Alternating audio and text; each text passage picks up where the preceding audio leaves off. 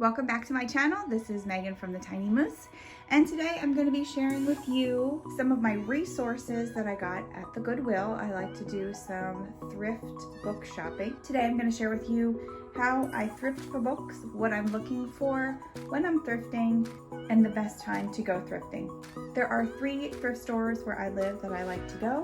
One is half price on Wednesdays. I also usually only thrift book shop once a year. So when I figured out what curriculum I'm going to use for that year, then I will go thrift book shopping.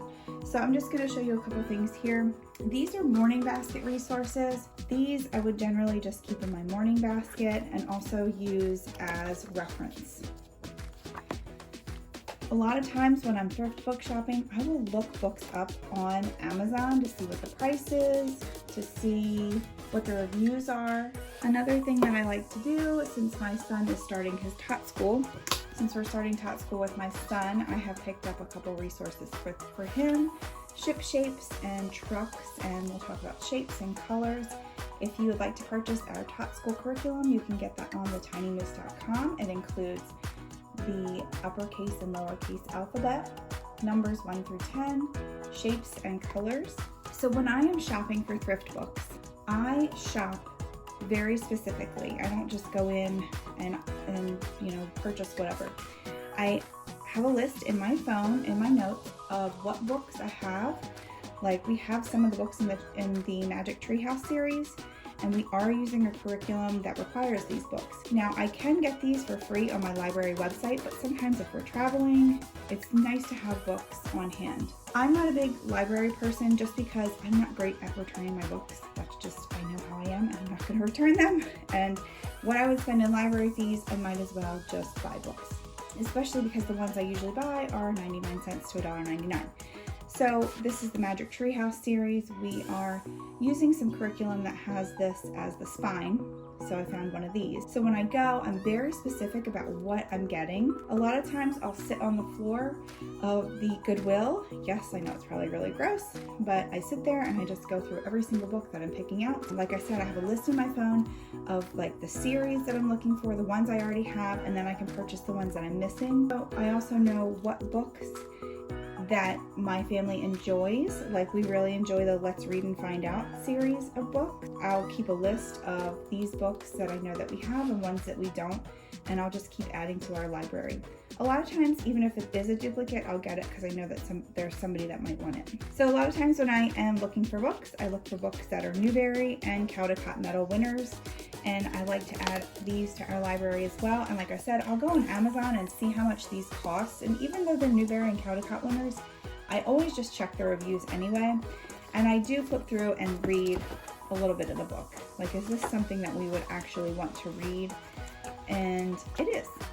So I'll add that to our library. And I also check, when I'm looking at books, I will check on Amazon to see if the age range is appropriate or not. Sometimes if it's not yet appropriate, I'll stick it on a back shelf and for later years, for like 9 to 12. But I don't usually buy books that are too far out of our age range just because I don't want to forget about them. Another thing I like to look for are some of our favorite authors and seasonal books. So Jan Brett is one of our favorite authors, and I got this in a pack of 4 books for $2.99. So I paid 75 cents or so for it. And I like to buy seasonal books, and I love to buy Jan Brett books. I just think these are really beautiful books, and it's a work of art to read. It's just a lot of fun. There's so many things to look for. You can do a seek and find when you're reading these books, and they're just gorgeous books.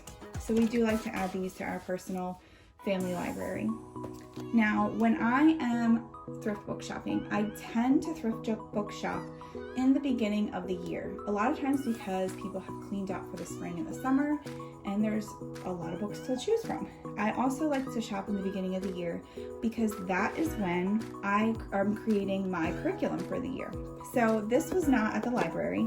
I got this at Walmart. This is Escape to the Titanic, but I am building a Titanic unit study.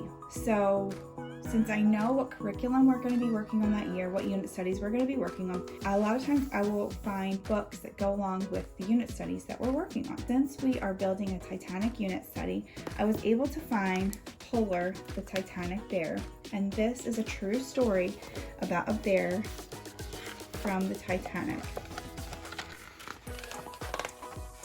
And this is just something that I look for. So I will look for books that will go along with our unit studies. And I feel like this book went perfectly with our unit study.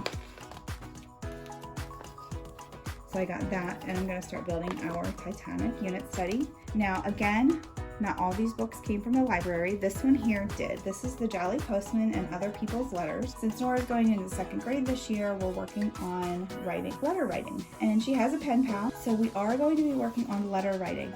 So this is one book that I got to build our letter writing unit study. And this book here is from Amazon. I'll link it in my Amazon storefront. And then this one here I got at Ollie's. So I got this book at Ollie's. I got this one on Amazon, and I got this one at the library. I got this one at the Goodwill. So this is building our letter writing unit study. And I don't think you need to have every book for your unit study. Depending on how long your unit study is going to be, we tend to have 3 to 5 books per unit study, maybe a little bit more if the unit study is going to be more than a week. We're also building a farm animal unit study. It's going to be goats and chickens, and we might extend from there, but we're going to focus on goats and chickens. I got this Usborne book of farm animals from the Goodwill. I also got this Little Goat's New Horns book from the Goodwill. And this is going to go with our goat unit study. Our goat unit study is going to be pretty extensive because we're going to also be focusing on genetics, not just simple body parts. We're going to be focusing on genetic eye color. We have goats of our own that we're going to be breeding, so we're going to go pretty heavy into the science, but we're also going to do some literature to go with it. My husband is a Cubs fan, and I just thought this book would be really fun for our unit study. And I got that one at Amazon, and I got this one on Amazon. Sergeant Billy, the true story of the goat who went to war. This Murphy's Ticket, this is also a true story. So this here is beginning to build our goat unit study. When I go to the Goodwill, I'm really looking for books that are going to enhance our unit studies. I flip through the books, I sit there, I look, I see what we need, what could really help to build our home library, what the kids might be interested in just for fun. Nora's kind of getting to the age where she likes to read on her own, so what books would be fun for her. So I really am trying to build our home library with books that are going to go with our unit study, things that are going to go in our home, on our morning basket, and then also what is going to go with my son's learning for his top school. So please, if you have any questions, leave me a comment below. I'd love to hear from you. Follow us on Instagram at The Tiny Moose, and please like and subscribe. Thanks for watching and have a great day. And please let us know what unit studies you're working on for this new homeschool year.